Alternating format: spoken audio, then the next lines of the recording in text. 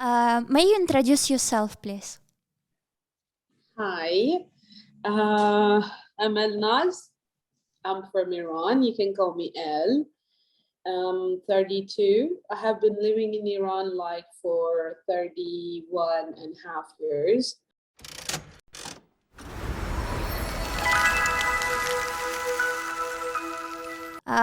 Firstly, let's start with common stereotypes about your country. Can you reveal common stereotypes about Iran and about Iranian people in general?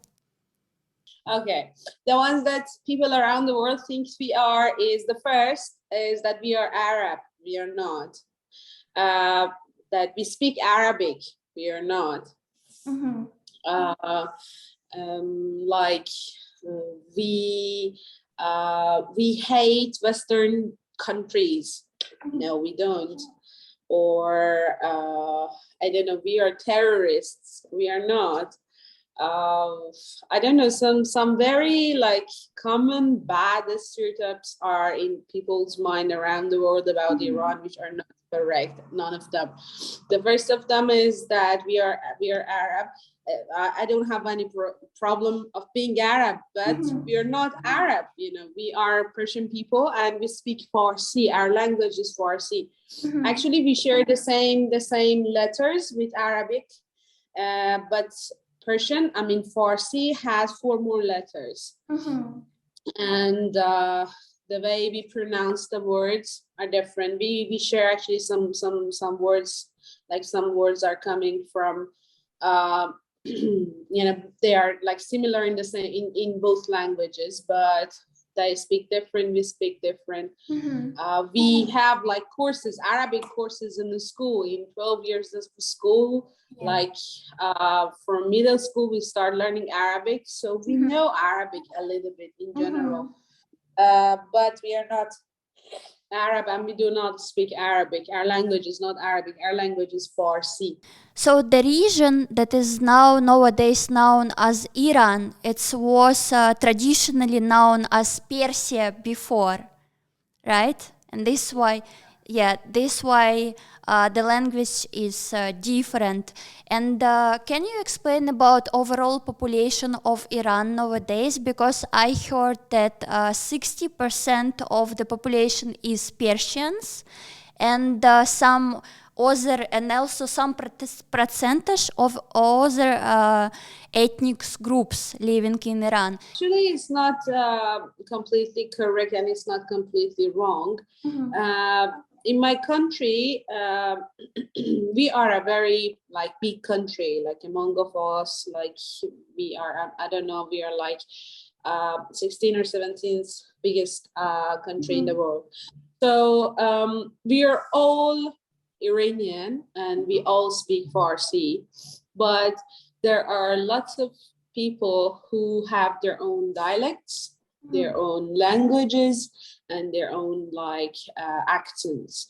You know, in different countries around the world, people have same language but different accents. In Iran, we have accents also for cities, but also we have languages. You know, like Kurdish people, they have their own language. Like Lurish people, they have their own dialect. Like we have some Arab people, they speak Arabic, but they are not speak like Khaliji Arabic. They speak Iranian Arabic, you know, with their own accent. You know, we have like different cities, different accents, dialects, languages. By languages, I mean they have their written language also. They have their letters. So that's that's the difference actually between language and dialect. They have the written letters also. And they live different parts of Iran, but all of us can speak Farsi, and all of us can understand each other, you know. But for example, for somebody who's from the capital, from Tehran, and who hasn't like been or I mean his or her parents are not from other cities, it's hard to understand other languages. But when we want to communicate, we communicate in Farsi. All of us are Persian, as you said, but and speak Farsi, but we have different languages, dialects, and accents also. And what is about main religion and religions in Iran? The main religion is Islam. Mm-hmm. We all are born as Muslim, and it's Shia mostly. We have, in some parts of Iran, we have Sunni people, and we have Christian people also. I'm not sure if we have Jewish people. No, I think we don't have. I'm not sure, but we have Christian. But mostly, like 90% of Iranian are Muslim, Shia Muslim, and then the rest are like Sunni and Christian. Let's talk about territory of Iran, geographical territory of Iran. I know that most of it's, as you said, it's 17th place, biggest country in the world, on place 17. And the most territory of country is mountains, and in the center you have deserts, and also you have Caspian Sea, so you have coastline. Can you explain me a little bit about these territories, and maybe which flora and fauna surrounding in each territory, and how people, where is the most population of people live? So, when we study in school, they teach us the map of our country as a shape of a cat. Which actually, the cat, yeah, the Persian cats are actually so famous around the world. So if you imagine it in your mind, it's a face of a cat. It's a Seton cat, actually, not the face, just only the face. From top east, we have the face of the cat, and it comes down to the tail. So we have two waters, the top on north, we have Caspian Sea, which we share it with, actually, we have the sea border with Russia. And it's a sea, the biggest sea around the world, the biggest sea around the world, as if it is like an ocean, but it's not sea, sorry, it's a lake. The biggest lake around the world, which we call it sea. It's a lake, like it's not sea, it's not connected to any other like water places. It's a lake, but it's the biggest lake. So we share it with Russia from the top, and then the weather up there is so like chill, like green, everywhere is green, and humid. And then you come down, you like the middle of the country, west and east we have mountains, and the middle we have deserts, and then you come down, there are like, again, we have the sea, which is we share it with Emirates also. This is the ocean that we share it with Emirates. And the weather down there is it's humid, hot, but not that much green. In my country, which is really famous for, is that every time of the year you have 4 seasons. If you want winter, you can go to even in the middle of the summer, you can go to west of Iran to see winter. If you want summer, you can go to north of Iran. You can have like chill weather there. We have 4 seasons every time in our country, and beautiful places, like natural places.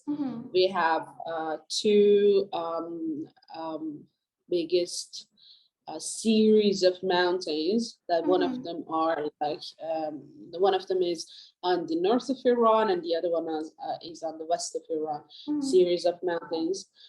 We have an active volcano, actually, north of Iran, near to the capital Tehran, but it hasn't been activated like more than like 20 something years, but it is active inside. You know, there are like humors that it's gonna be like active and then everybody's gonna be dead.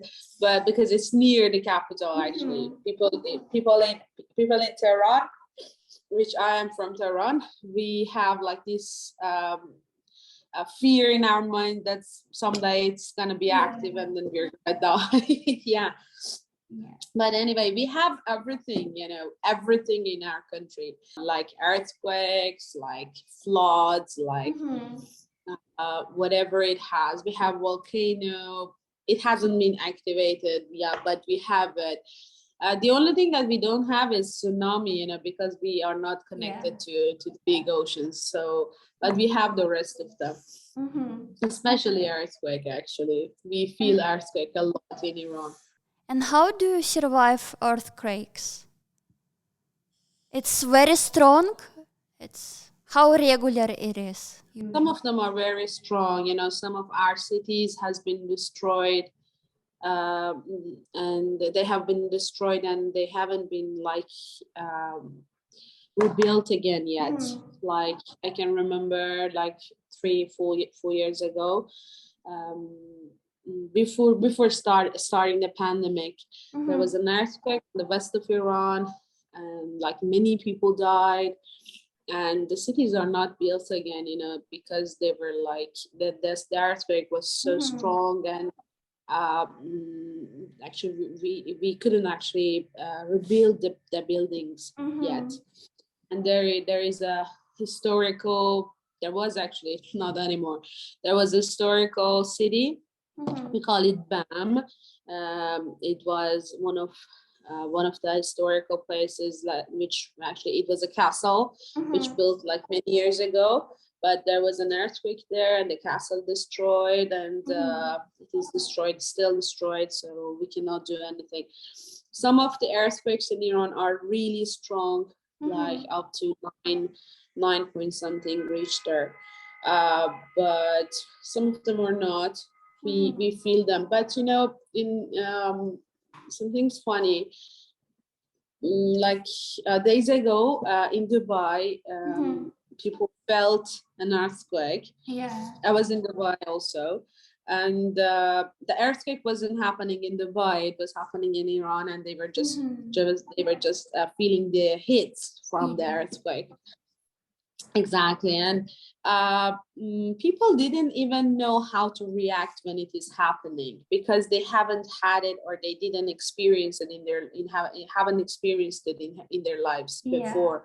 They don't know what it is, especially African people. They don't know what it is. You know, they thought that it's normal. Okay, so the lamp is like swinging. It's normal.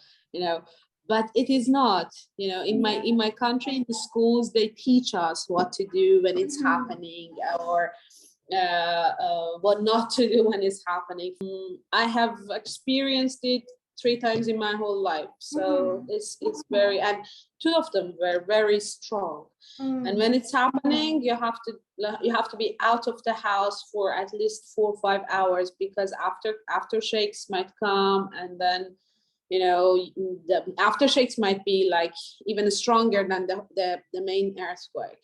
So you have to be out of your home. So I can remember that we were like in the street, sleeping in the street the whole night. And I had an exam, a very important exam tomorrow morning. I was like I was in middle school, and I failed that exam. Actually, I had to go to take it like in the summer again. But it was very fun night actually. But it was very, very strong earthquake. I couldn't imagine strong earthquakes because I was also in Dubai when it's some shakes in a building, and I live up, so I saw like buildings start to move from right to left, but a little bit, but I couldn't imagine, but I just stay home. I thought it's like, okay. But I couldn't imagine if it's too strong. Imagine how it is in Iran if here start shaking. There it's like crazy shaking. Yeah, you know, everything shakes, and it happens like you cannot even react sometimes. You just have to be so quick to go to safe places just to survive. If not, you're gonna die. It's not the time to run out of the house or everything. You have to be in the house, and you have to find the safe places and then hide if it is so strong. If it wasn't, after it happened, after being in that safe places, you just go out. You have to go out of the house. You stay there for 3-4 hours, and then come back home if you want. But it happens a lot, and actually it is bad, but we got used to it. And where most population of Iran live? In the mountains area or in the coastline area? Oh, everywhere. The only place that you cannot see people living, you can see, but not too many, is the desert.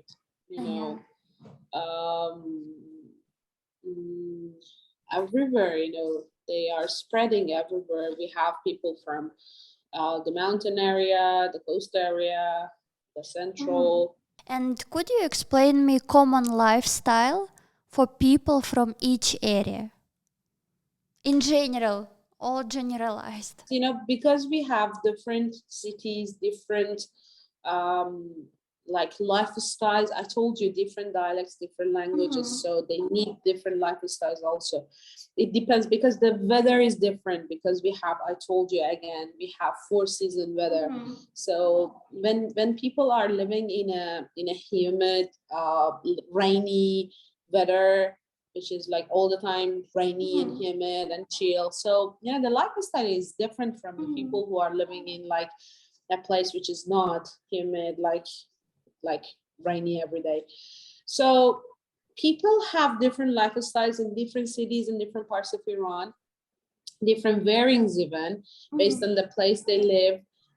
They have to wear something which is suitable for that place. For example, if you live in a place which is rainy all the time, you need to wear something that avoids being muddy. And the cars are different, because we don't have the same weather, we don't have the same culture, the same, lifestyle. It is different parts of Iran, different parts of lifestyle. But generally, we go to work, we come back home, we have 2 days off. But it's not like Dubai, which is completely 2 days off, 2 days and a half in Dubai actually. Friday is almost half day, because it's a holiday for Muslim people in general. So it is the same in Iran also. Friday is a holiday, so it is off. And Wednesday and Thursday is half day, not the whole day.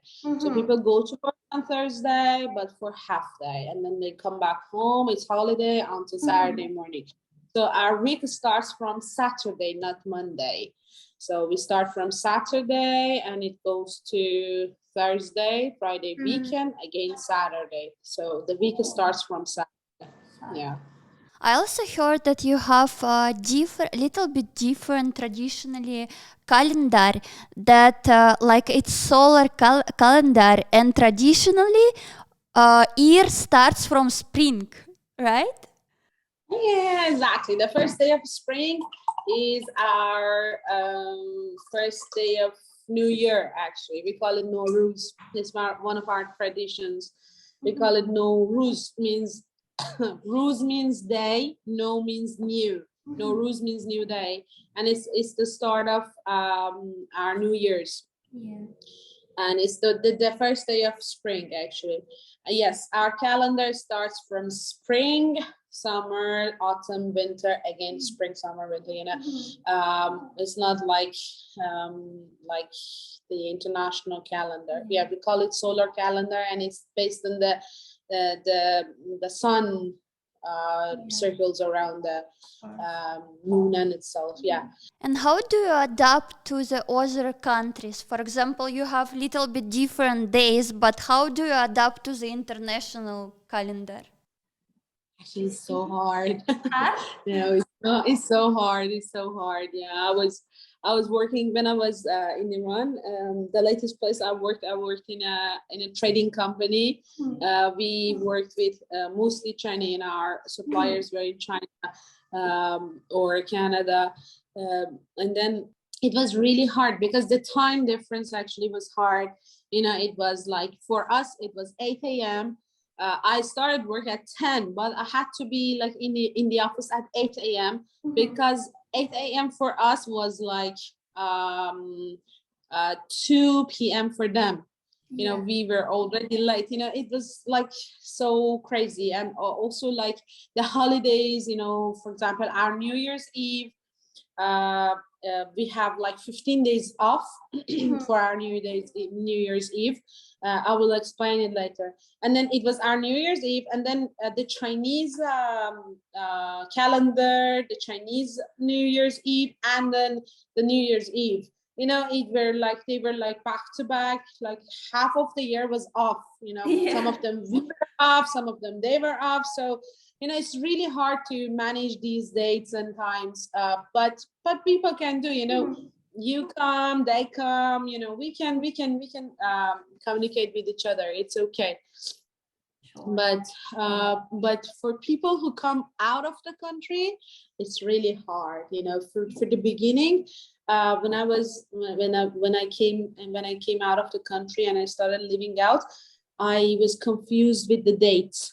Which days today, I couldn't understand. People would say it's like 12th, but no, it's like 23rd of something of, the difference of months and dates were like so crazy for me. But now I'm like so better with the international calendar than my calendar. So Iran, it's large exporter and oil producer.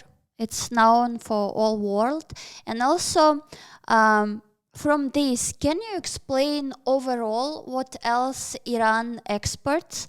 And also maybe a little bit about most famous things, like, for example, Persian carpets. I know that it's very famous for all world because masters do it by hand. It's specific traditional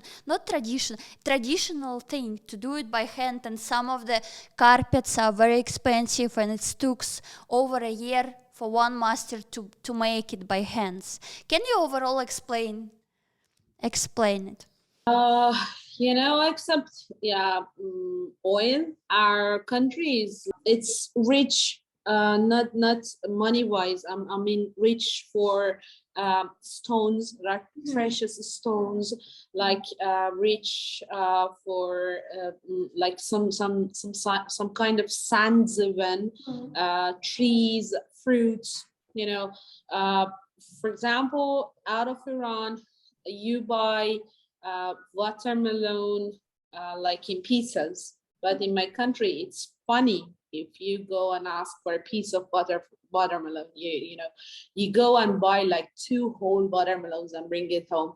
Like our fruits are very yummy, different tastes. I cannot even explain it. Like here in Dubai, I cannot find that taste.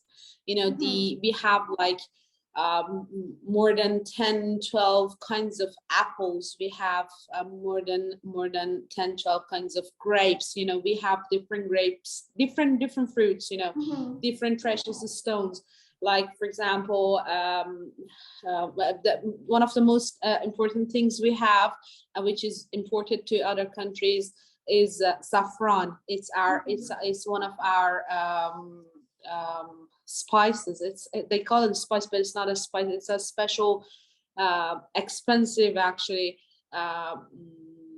plant, which is used in for food. We use it in our cuisine, and for us it's like, okay, we have to add saffron. But out of Iran, oh my god, you're adding saffron, that's so expensive. For us it's like nothing, but out of Iran they know it as an expensive one. But it is expensive, I know. In Iran even it is expensive, but we use it as a regular thing. Carpets is not just a year. People like artists, they spend a year just to design, and then they start doing it. Like it takes years to finish a carpet. In my country, I was talking to one of my friends. She's really into brands.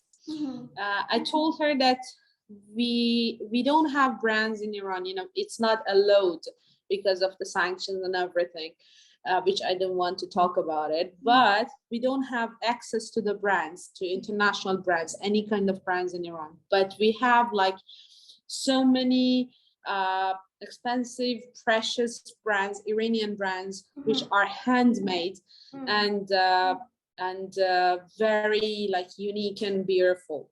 I cannot recognize the difference between a fake Hermes or a not fake one, but I can recognize between a fake carpet and a real one.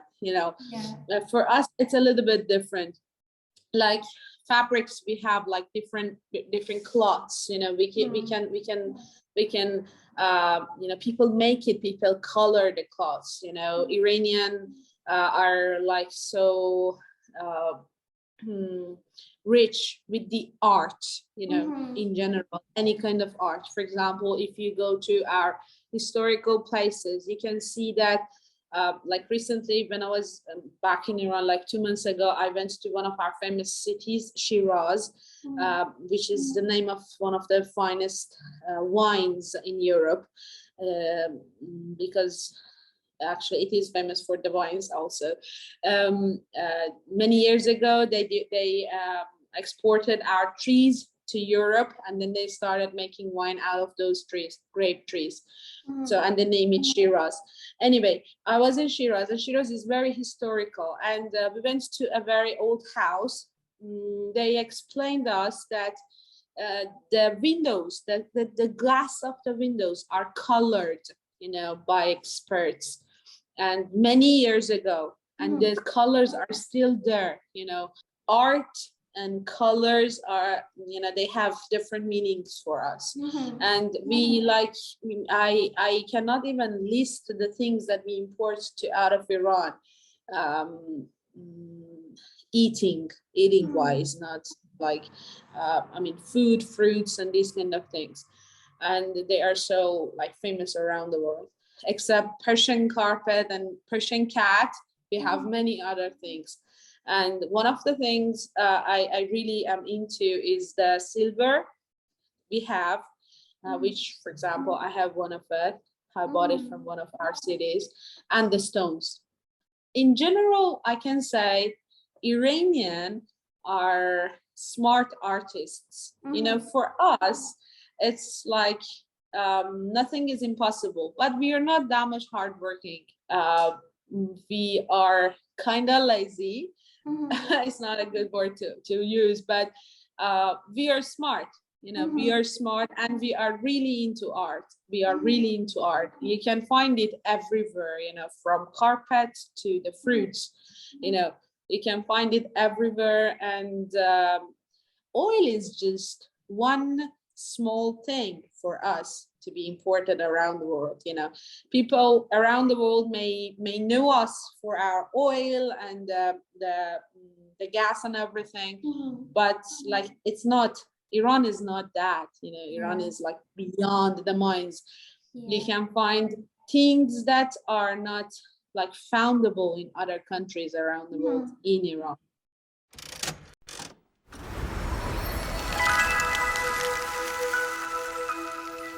Talking about celebrations and special festivals and events, religion or not religion one, in Iran, can you explain the most important ones and maybe explain some traditions around this celebration, how you celebrate, how you gathering together?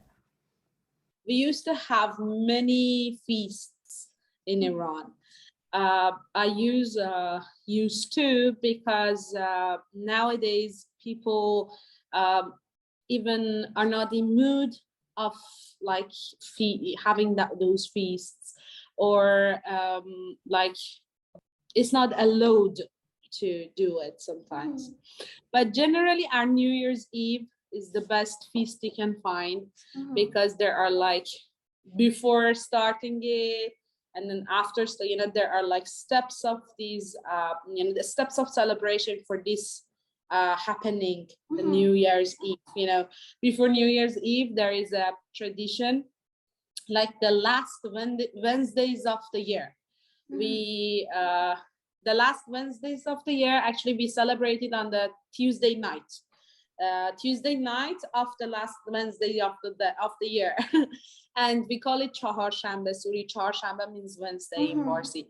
Chaharshanbe Suri, in Chaharshanbe Suri, we make fire, we go out, we play music, we make fire, we eat, drink, gather around with our family and friends. And then there is a tradition that we have to jump from the fire. You know, we put fires on the ground, like 1, 2, 3, and there is like space between these three, and then you have to jump, and then you have to say that the word, that the sentence is زردی من از تو، سرخی تو از من, means Zard means yellow, meaning of yellow is like sadness and like bad things and like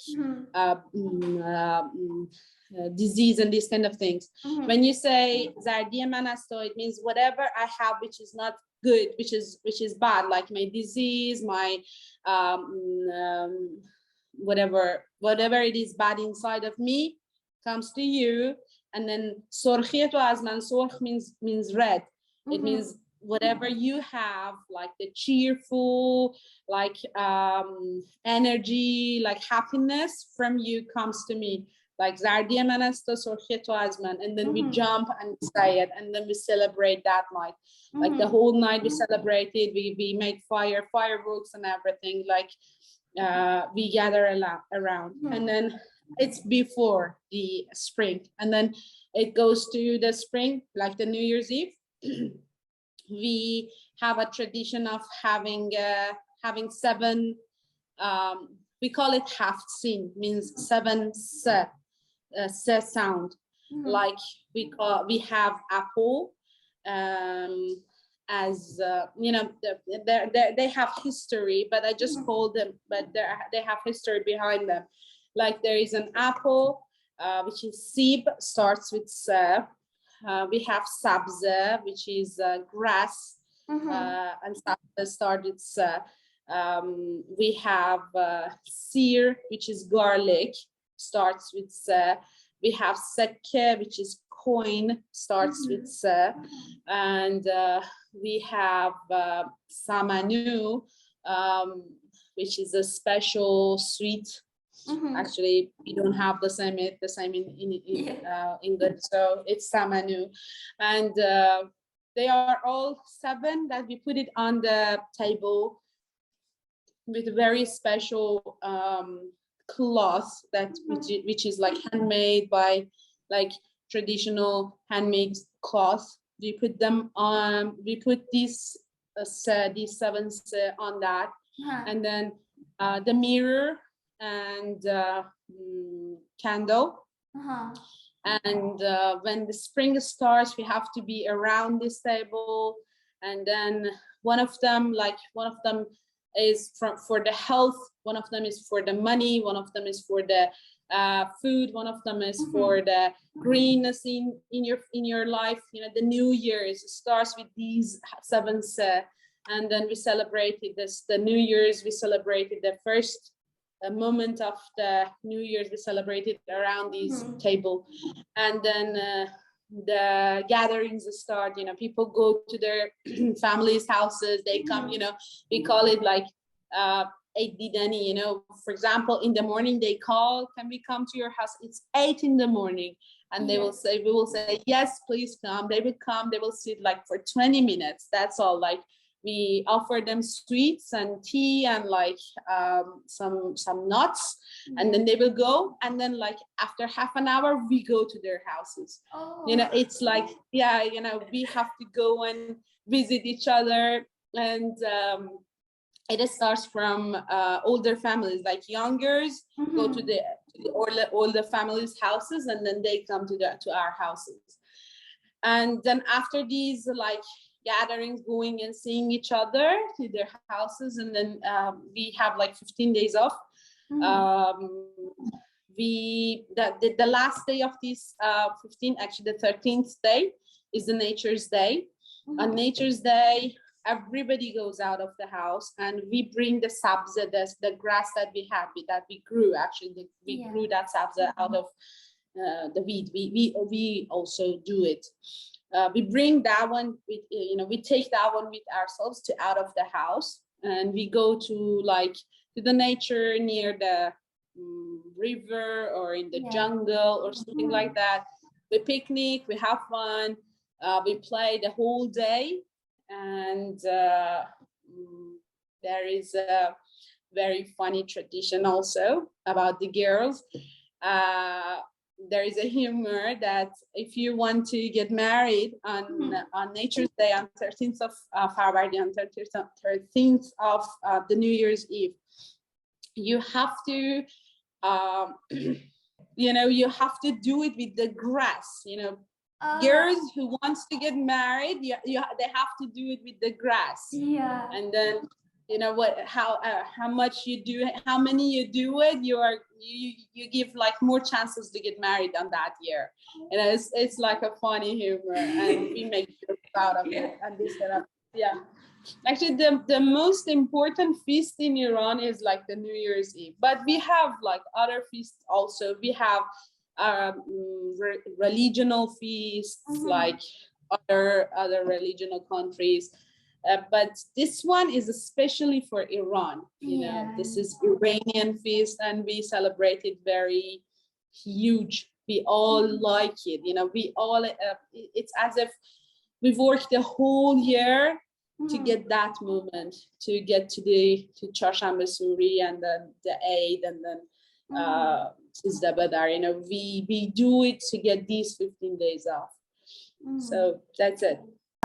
Could you please explain nowadays situation with women rights in Iran, and also a little bit explain about arranged marriages, and what is that in general? What is mean arranged marriage, and how this is work? Start with the arranged marriage. Nowadays, you cannot find it in Iran anymore. Or if there are very rare in very small cities, which are really traditions. They stick to the traditions, very like old traditions. You cannot find it. It's not happening anymore, and it's not like we don't have polygamies in Iran. It's not. We are a Muslim country, but it's not allowed for men to have 4 other women, 4 other wives. And this is one of the stereotypes people around the world think that we have in Iran. We don't have it actually. But it's not that much like everything's fine and happy and everything. No, it's not, believe me. Especially for women, actually we have more rights than many Arab countries. But we don't have rights to what to wear and how to wear, or whatever we want to, it's not our choice, it's a force. But it's not like that you have to actually I brought my scarf, I can wear it, then you can see that we like people on my generation, okay, and with my mindset, because there are like many other girls which they have like different mindset. They are stick to the religion part of the country. Our country is a mixture of tradition and religion, and sometimes these two are mixed up, and you cannot distinguish the difference between these two. I myself have no problem with either of them, but it's better to stick to one of them, for example, in Iran, if we want to go to the streets, we have to wear it. Like, this is how my generation wear. Okay, but there is like another, you know, mine is always on my shoulder. Okay, but it is not a load. It is not a load actually, to be on your shoulder. You have to like be careful when policemen come, and like, you know, you have to be careful. Like, it's not a load to put your scarf on your shoulder, or, but it's like that, and it's a load. You know, So it's it not is a load. fully covered here. It's covered. Oh. No, it's here. It's like that. It's how we wear. Yeah, this is how I wear scarves sometimes. I wear it like this in the cold weather. Yeah, that's it. People out of Iran, they wear the scarf to cover, to protect their hair from the wind or the sun. But for us, it's not a choice. You know, we wear it because it's a rule. But some of the people, some of the women, I mean, with different mindsets, they go for this. They are like more religion, you know. It depends on how they are. It's like one of the things that they do. You know, they cover the whole face, the whole hair. But it depends, you know, people in Iran are trying to, you know, we are trying to get our rights back. It's not just our rights. I'm not talking about women's right. I'm talking about humans' right. You know, it is a human's right to have your own choice. Choice of wearing, choice of eating, choice of living, choice of choosing, or whatever. And this arranged marriage is happening just under one condition. It's not condition. It's sometimes in some families, especially again, because it's like the mixture of traditional and religional together. I cannot distinguish which families choose it, but those families who are mostly tradition than religion, they do it. For example, you are born, and your grandfather says that you're going to marry your cousin, and then you grow up, and then when you become like the age of getting married, because it has been always in the family and people have followed this, people, you know, you have like, sometimes you have no choice. You have to marry your cousin, even if you don't like him. This is allowed to marry cousins? Oh, Yeah. But it's you know, it's not happening a lot nowadays, because people can see that they get divorced after a week even. You know, it's not even, it's not worthy to get married with someone whom you don't like. So no, you know, you cannot find it. And you know, maybe I am not the correct person to say it, because I wasn't born in small cities. You know, I was born in capital, and I was raised in capital, and my parents are having different mindsets. You know, they are not traditional or religional at all. You know, we are like open-minded people. So I am not the person who can say it, but I can hear that around our country, people are getting married like by force or something like that. But it's not happening a lot, you know, and even even themselves, you know, they know that it's not correct, but they do it because it's tradition, you know, something like that. But it's changing nowadays. It's changing. Everything's changing, and people are trying. People, you know, by connecting to the world by social media. You know, social media. I am not a fan of social media in general, because it wastes our time. But it has good sides also. It is like we connect to the world, and the people see, so they understand that, wow, it can be possible. It's my right that you know, to choose what to wear, to choose what to say, to choose how to laugh, to choose how to talk. you know, something like that. But generally,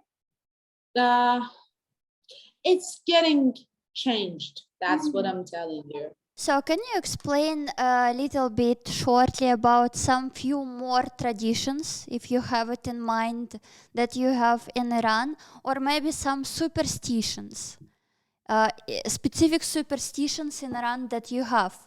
For example, like if it's black, in some countries, for example, black cat, it's bad luck.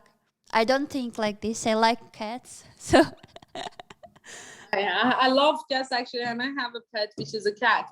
But we have actually a lot of superstitions.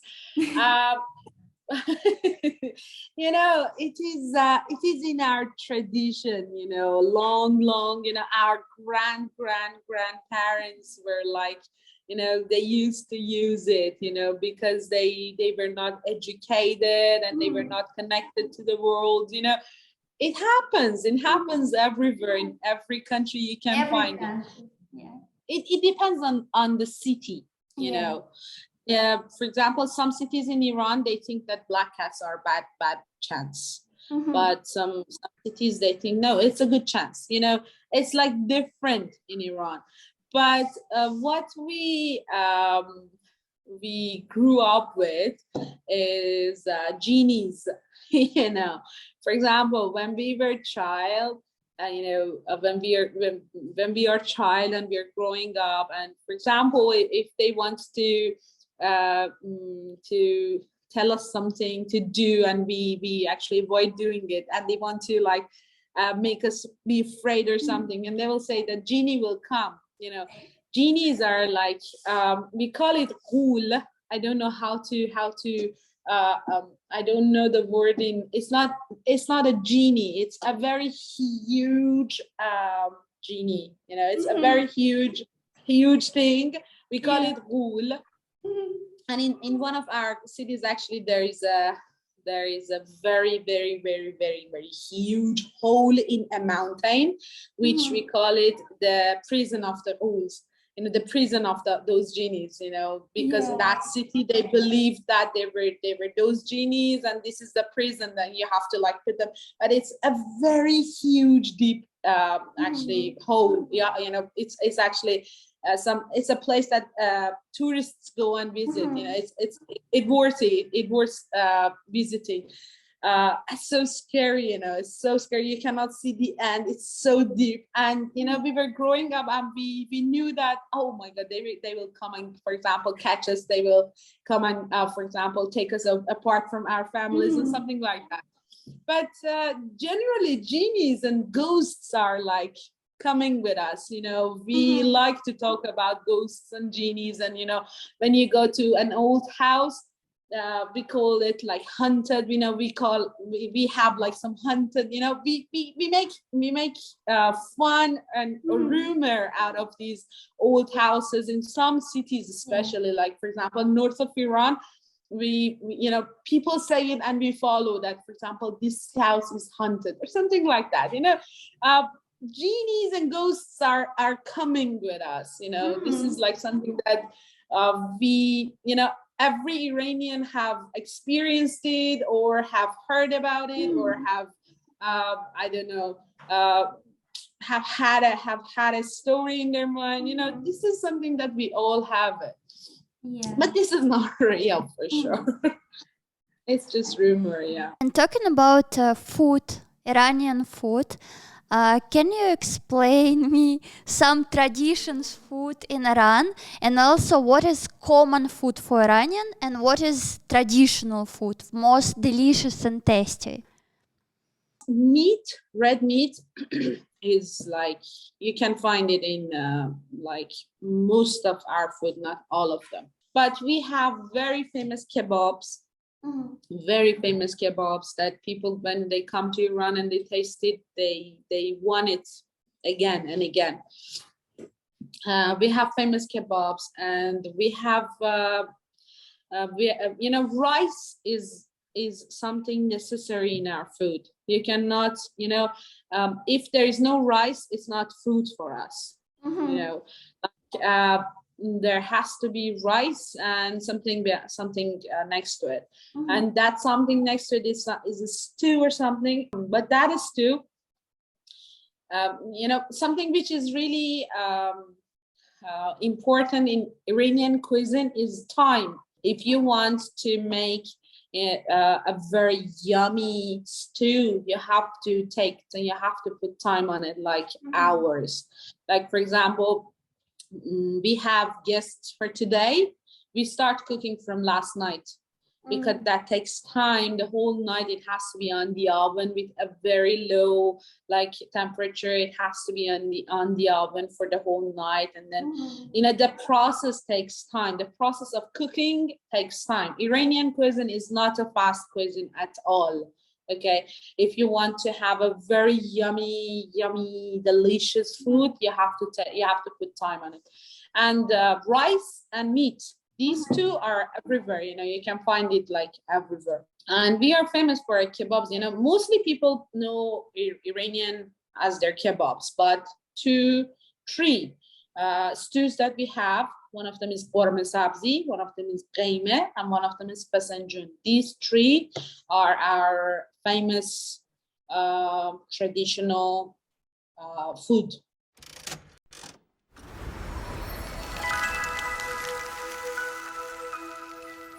Can you name like a common maybe personality or common portrait of Iranian person in general? As I told you, we are so kind and hospitable. We care about people's emotions, and we are so emotional in general. We, for example, being honest for us is an important thing. We cannot generally, I'm not talking about there are good liars in Iran as well, but generally we are not good at lying. When we lie, we become red generally. We are kind and we are hospitable. If we can, we try to help. If even the person doesn't ask for any help, we help. This is something that we like to do. Some people might think as if we are interfering their lives, but no, we like to help. If we get the chance, we help. That's all. And generally we are smart, and sometimes it's not a good thing. Like for me in school, I never studied. I never got A plus. I got, but not always, because I never studied. Because generally we are smart, but we do not learn how to use that smartness in general. And something which is really funny for us and maybe not funny for others is that we always get the loop, to ditch things. For example, if we cannot get into a place, we find something, we find a way to get into that place. It's not like breaking the door. No, we find something to do it. There is nothing for us that we cannot do. It's something that we think that we are, it's a good thing, but sometimes it's a bad thing because we are so proud of ourselves, and we do not try that much hard. We try to get the loop. We try to ditch things in general. The shorter better for us. So it is good, but sometimes it is bad. Everything is like that. So everything has a good side and bad side. So, but generally, as I can say, we are honest and kind and hospitable. If you come to Iran and if you ask a question in the street, you will find at least 6-7 people who are trying to help. Maybe they are not able to help, but they try their best to help you. you know. It's not that if you come and if you're out of money and if you're in the street, you will find at least three, four people who are recommending you to come to their houses to stay for a night, you know. This is something that we like to do. It's in our blood, you know. It's not like we want to show off or something. No, it's in our blood. We like to help people. That's it. Can you explain a little bit about main sports in Iran? Also, I heard about pahlavani rituals or sports. Can you explain? I know that this is some traditional thing in Iran. And also in general, could you explain if Iranian people in general, women and men, are active, like physically active, they like to walk, to do sport outside or at home, or they more calm and not very active? You know, that's a hard question because I told you we prefer to be lazy and you know, we prefer to be like chill, but we are active. Like sport wise, we are active. I myself, when I was a teenager, I used to do taekwondo and I have two silver medals. And like after that swimming, after that squash, you know, I have always been like involved with some sport in general. But about pahlavani thing that you said, it's wrestling in general.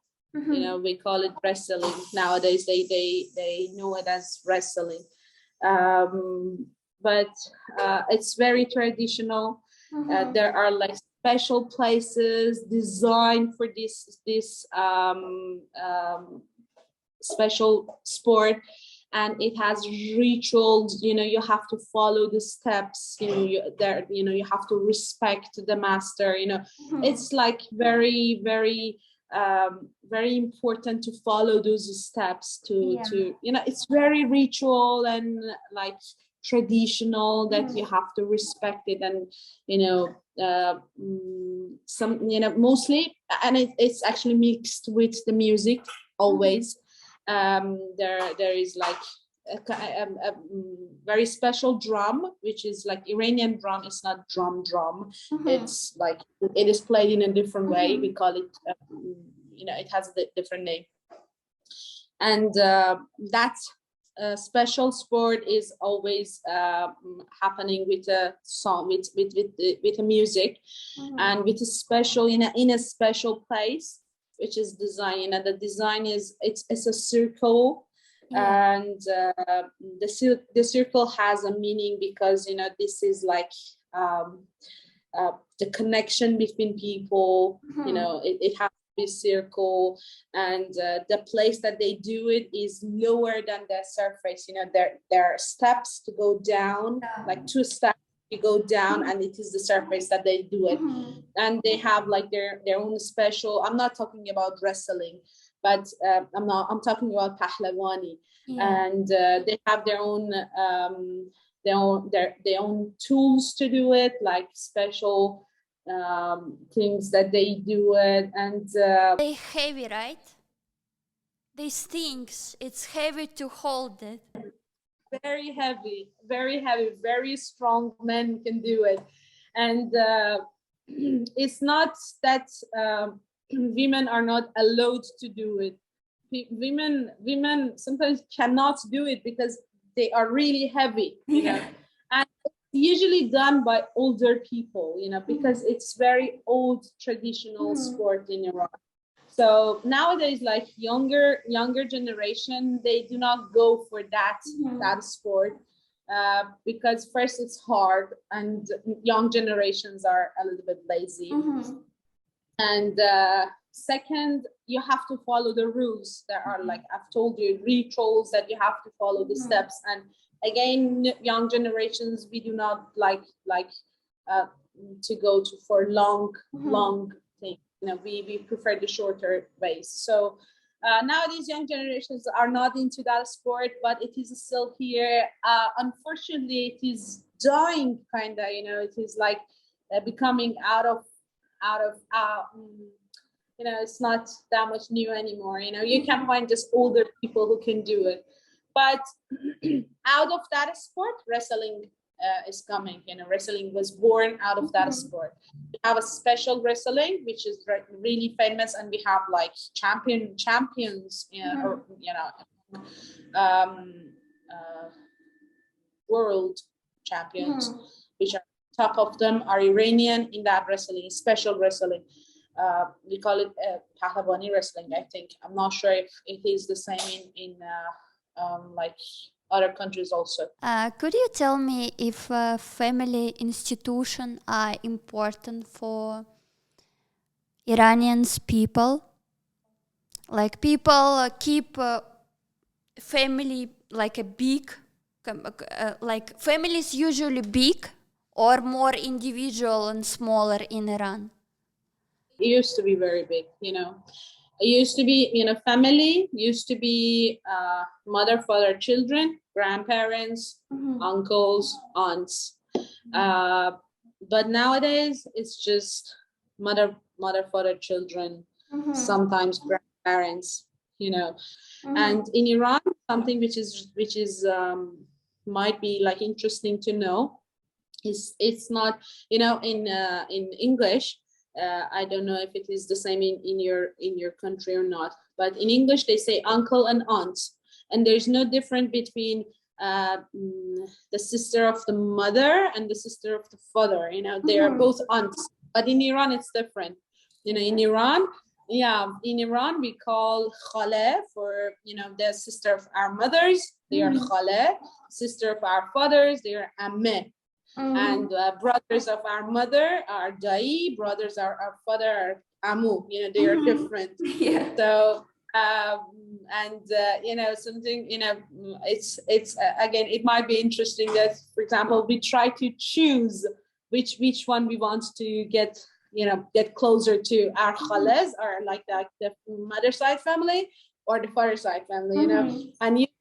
For example, I prefer my mother's side family, I prefer to hang out with my khale and Dan, my amman and my amu, my uncle and aunts in my family, in my father's house. But I hope that my father doesn't watch this video. Anyway, but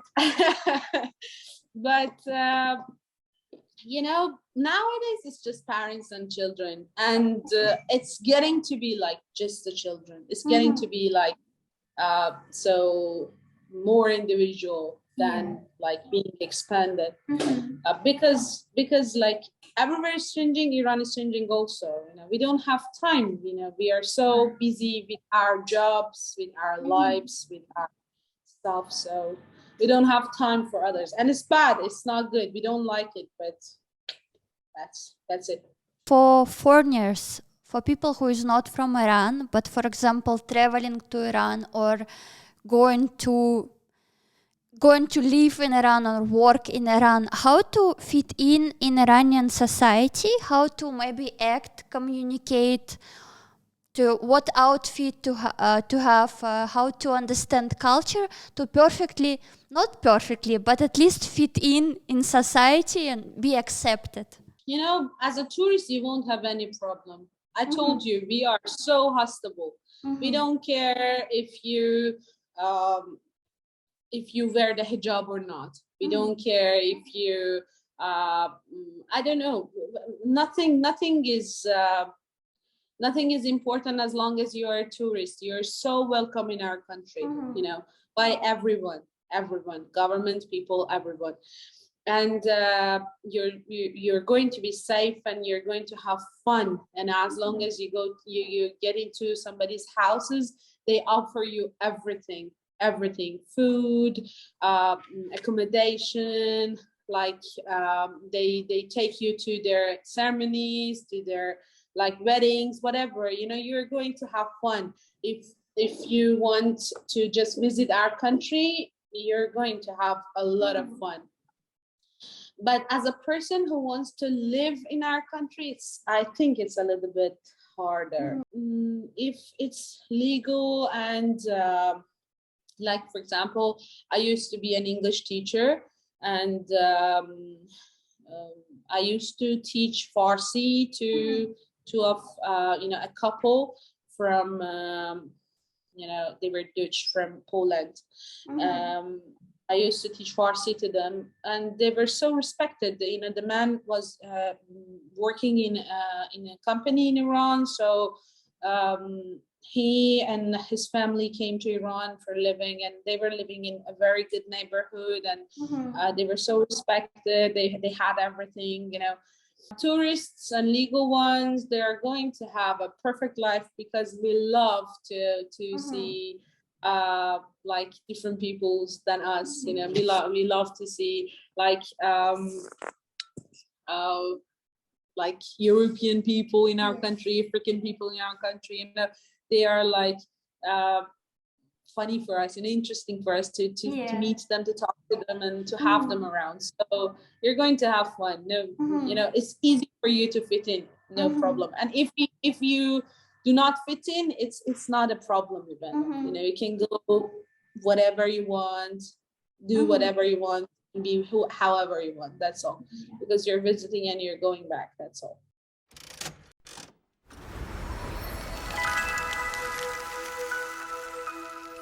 Now talking about love and about relationship in your country, would you name in like only your personal opinion and maybe generalized positive and negative sides of dating person from your country? Today I was talking with one of my friends personally. I'm talking about my personal opinion first, and then I will go for general opinions. I told my friend that I once thought that I'm in love, and I started dating when I was 14 actually. And oh my God, I'm saying it loud, international. So, okay. I thought that I'm in love, and after years, I thought that no, that wasn't love. But generally, dating is not a regular thing that you can do like happily in the streets. You can like kissing, touching, and these kind of things are not allowed in my country in the streets. You have to do it indoors. And like any other Islamic countries, it's because of the religion. It's not because of the tradition. If we talk about the traditions, you can see like old movies that are full of like kissing scenes and everything, dancing, having fun and everything. But based on the religions we have, it's not allowed to do it in the streets. Anyway, my personal opinion is that I am from a generation which is really hard for us to find our soulmates. We are not new generation, which are totally different from us. Like people who are 18, 19, 20, they have a different life nowadays in Iran. They're growing up totally different. And people who are like older than us, like 10 years from me, they are all married and have their own children and done. But us in this, between these two generations, we are stuck. We cannot find it's not just me. Everyone in my, like mostly people in my generation, we call it 60s. Based on our calendar, we are 60s. Our 60s, we cannot find our soulmates. But generally, if you're a girl and you want to date a boy, Iranian boy, they are so supportive. They care about the face. Actually, you have to be beautiful. Face, yeah. They like beautiful girls. I mean. But generally they are so supportive. They care a lot, but they are not romantic. They don't know how to be romantic, but they support you as like however they can. They support you. And Iranian boys, if we put those like bad ones apart, you know, good people, good, you know, because good and bad are everywhere. Yeah. I'm talking about good men. If you want to choose them as a partner, good for you. You're lucky, you know, because they are open to learn new things, you know, like to be romantic, you just have to talk to them. But you have to be careful if they are religional, if they are traditional, or if they are mixed. This is really important. The boy that you're choosing is really important. That is he coming from a traditional family? Is he coming from a religional family? Or is he coming from a mixed family? Because the people who are coming from different families are having different mindsets, and you cannot even imagine their mindsets. So you have to just be careful about the mindsets they have. But generally, Iranian boys are good to have as a person, you know, you know, besides. And if you're a boy and you want to date a girl, Iranian girl, you have everything. It's the whole package, actually. They're beautiful, they're smart, and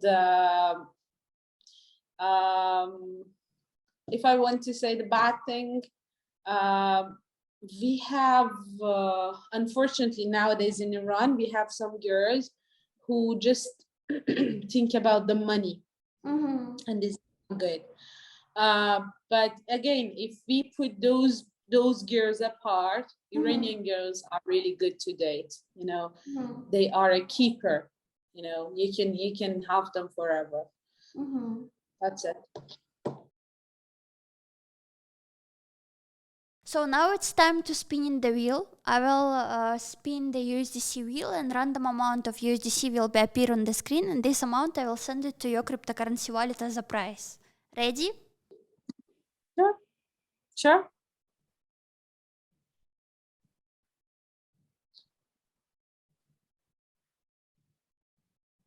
25. Okay, cool. 25 USDC, I will send it to your wallet. Now we're going to also spin an NFT wheel. Random selection will be appear on the screen, and the NFT art from this selection I will send you to your OpenSea account. Ready? Yeah, sure. Do it.